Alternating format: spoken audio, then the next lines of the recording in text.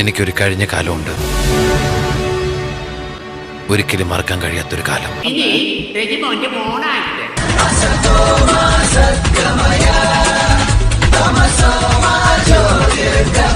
അവതാരപ്പിറവിയുടെ മുഴുവൻ രൗദ്രഭാവങ്ങളും ആവാഹിച്ച ആ മൂർത്തിക്ക് ഇപ്പോൾ പേര് ഇത് ഗോവയായാലും നിന്റെ അപ്പൻ ജനിച്ച കുമ്പളങ്ങിയായാലും ജാക്കിക്ക് ഒരേ മൈല. നീ ഒന്ന് ഭൂമിയിലേക്ക് ഇറങ്ങിക്കിട്ടാൻ കാത്തിരിക്കായിരുന്നടാ. ഇനി നീ പെരുന്നാൾ കൂടാൻ വന്ന ബിസ്മി പോലും ചൊല്ലാതെ നിന്നെ അറുത്തുകളെ.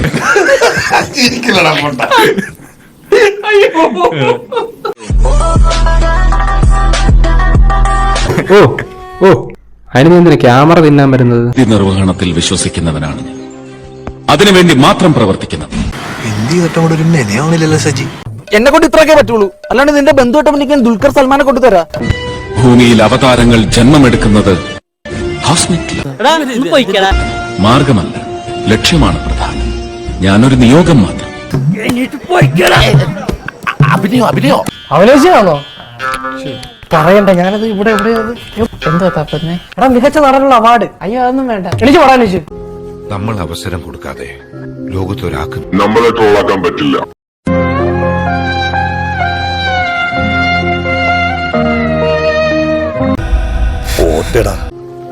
ഓർത്തോണ്ടിരുന്ന സങ്കടം വരും.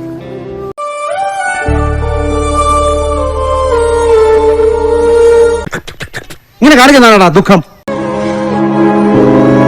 ഇത് പശു ചാണകം ഇടുമ്പോഴുള്ള ഭാവമാണ്. ഒരു റിട്ടയർഡ് കോപ്പാണ്. കോപ്പാണെന്നുള്ള അറിയില്ല.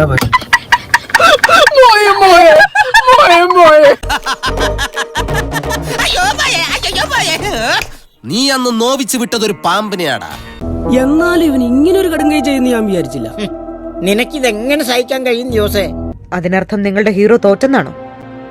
ഇപ്പൊ നിങ്ങളുടെ ഹീറോ എന്ത് ചെയ്യുന്നു? Will he give up? മുറിവേറ്റ സിംഹത്തിന്റെ ശ്വാസം ഗർജനത്തെക്കാൾ ഭയങ്കരമായിരുന്നു.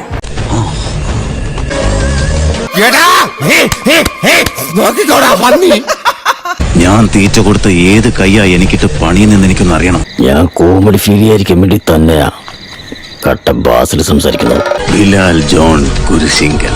നീ ഇങ്ങനെയൊക്കെ സംസാരിക്കുക തന്നെയാണ് ഏറ്റവും വലിയ കോമഡി. അപമാനിച്ചേ ഞാൻ പോയിക്കോട്ടെ. അപമാനത്തിന് തന്നെ അപമാനമാണ് നീ.